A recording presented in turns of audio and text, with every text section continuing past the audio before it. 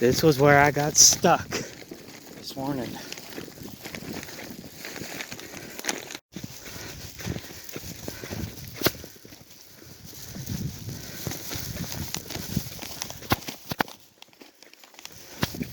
I pretty much had to park the Jeep because I could not get up this hill. Up this hill. If you see, people are stuck. There's a stuck vehicle in the road.